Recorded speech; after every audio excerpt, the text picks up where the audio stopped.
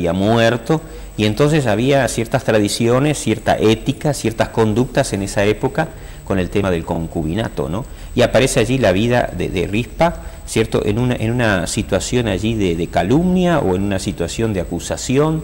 ¿Te acuerdas bien, Francisco, cómo viene la entrada, la introducción de este nombre? Ajá. Yendo un poquito más al contexto, la guerra entre David y Isboset venía en un resultado muy desfavorable para Isboset, ¿no es cierto?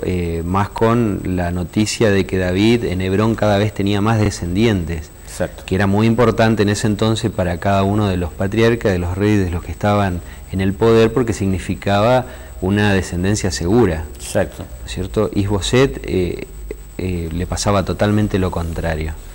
Entre todo esto, junto con la persona que fue quien lo puso en el trono a Isboset, que es Abner, jefe del ejército, empezaron con una discusión muy seria, ¿no es cierto? Jefe del ejército de Saúl. De Saúl. Es decir, Saúl había muerto, quedan ambos ejércitos, queda el ejército de David, liderado por Joab, queda el ejército de Saúl, liderado por Abner. Abner no acepta el liderazgo de David porque él pertenecía a Saúl, y entonces ahora estamos en el medio, ¿no? Abner entonces toma, como mencionaste vos, a Isboset, uno de los hijos, el hijo mayor sería uno de los herederos del mayor de los herederos de Saúl, y lo pone como rey, ¿no? Como rey. En ese tiempo la Biblia bien menciona que Israel era mayor que Judá, nada más que como mencionaste tú, es decir, la proyección era que Israel se iba debilitando y Judá, ¿cierto?, con el liderazgo de David iba creciendo. Iba ¿no? creciendo. Entonces contexto y entonces lo que vos mencionabas, ¿no? Bien, en base a eso, Abner reacciona, ¿no es cierto?, frente a lo que estaba pasando, y lo acusa a Abner de haber dormido, ¿no es cierto?, con esta persona con lo que estamos hablando, ¿no es cierto?, con Rispa. Con Rispa. El hecho es que justamente Isboset fue marcado por Abner. Yo digo, Abner era el contra. Viste que alguna vez está el contra que no tiene justificativo por ser contra, pero es el contra. El hecho es que él ya sabía que David era el ungido de Jehová. Tenía que reconocerlo nada más, pero él no lo reconocía.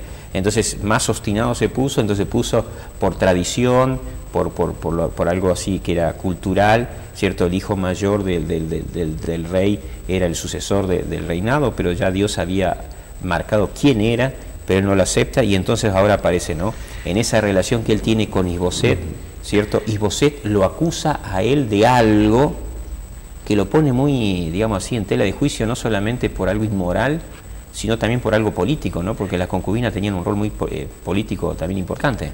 Claro, el hecho de que se lo haya acusado de eso significaba que él quería arrebatar el poder. Además de que era también una señal de desprecio, era desprestigiar a la persona que tenían como autoridad. Sin embargo, Abner tenía también sus intereses, ¿no es cierto?, como bien decíamos. Después de haber perseguido mucho tiempo a David bajo órdenes de Saúl, es como que si no podía aliarse con David. Sin embargo, fue la amenaza que le dio a Isboset cuando fue acusado, que en realidad la Biblia no aclara si fue realmente un hecho o no, sino simplemente es una acusación, ¿no es cierto? Y impulsó que este hombre, al cual le había jurado lealtad a Saúl, marque la caída de la casa de Saúl a partir de que abandona a Isboset, ¿no es cierto? Exactamente. Es lo mismo que había hecho, ¿cierto?, Adonías. Yo mirando un poquitito el folleto atrás, ¿no? Adonías, como no había podido recibir el reinado, ¿cierto?, a través porque él era el mayor, entonces allí en forma, era la tradición, el hijo mayor era el sucesor del reino, entonces él pide, ¿cierto?, hace una treta política, ayudado por Joab y ayudado también por Abiatar. Él pide casarse con la concubina, pero él lo dice no es por sentimiento, es porque la amo, no por esa atribución que él que podía darle el casarse con la principal concubina del rey. El hecho es que es decir, las concubinas del rey muerto le sucedían al rey, ¿cierto?, que subía al trono. Así que en cierto sentido el hecho de el que se casaba con la concubina era como que era el que tenía el derecho verdaderamente de los atributos del rey pasado, ¿no?, de aquellas posibilidades. Y entonces ahora la verdad, Isboset dice, yo soy el rey, ¿cierto? Porque Abner lo había apoyado a él, y Isboset dice, yo soy el rey, ¿cómo tú te acuestas con la concubina de mi padre? Si eso sería un derecho mío, no un derecho tuyo. Y la verdad, ahí aparece entonces que Rispa no era una mujer cualquiera. No era una mujer cualquiera. Rispa era una mujer que digamos, su presencia o con quien ella se casaba, ¿cierto? Marcaba en cierto sentido quién era el sucesor del reino, ¿no? El sucesor. Y también, ¿no es cierto?, vemos cómo solamente nombrándola sí. ocasiona tremendo problema, ¿no? Exactamente. Es decir, hay que pensar, digo yo, hay que pensar un poquito que no había una sola concubina. Habían varias. Algunas veces Salomón tuvo cientos de concubinas. David tuvo decenas y quizás tuvo también cientos de concubinas, pero se menciona en un caso de David 80 concubinas. Aquí el autor presenta también un montón, ¿cierto?, en ese sentido. Y entonces aquí digo, ahí vemos la importancia que tenía esta mujer también en el rol político, y por eso cuando, es decir, si que de repente quizás la acusación de Abner hubiera sido sobre otra concubina, no hubiera sido tan importante como habiendo sido nada menos que sobre Rispa, sobre la mujer que marcaba el legado de quién iba a ser el sucesor del reinado, ¿no? Y solo participa de nombre porque en la narración a ella, más que nombrarla, no hay ningún dicho de ella, ¿no es cierto? Sí. Luego en las memorias de David sí aparece en segunda de Samuel capítulo 21, ya representando un papel más sutil, ¿no es cierto? Pero aquí solamente el hecho de nombrarla ocasiona un conflicto, desenlace entre lo que, bueno, la caída de la casa de Saúl, nada más y nada menos. Yo diría que Isboset le dijo, ¿cómo vas a tomar a esa mujer si es un legado para mí, que soy el rey? Era parte de la herencia de ser rey, que recibió, justamente se recibía Rispa.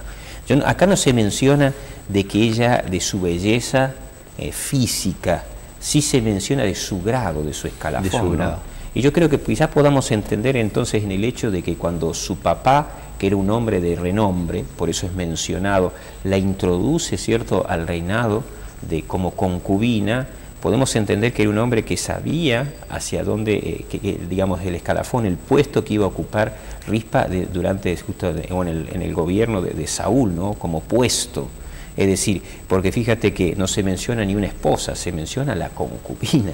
Es decir, para nosotros es algo medio complicado entenderlo, pero el hecho es que en la cultura, en lo que debemos acordarnos justamente es eso. Y el autor menciona, ¿no?, dice, Abner cumplió su amenaza y se unió a David. Y dice, ¿por qué? Porque dice allí se habla de 2 Samuel 3, 9, 10 y 12, y dice, la acusación de Isboset impulsó al hombre fuerte de Saúl a jurar lealtad a David, lo que marcó la caída de la casa de Saúl. Esto sucedió bien pronto.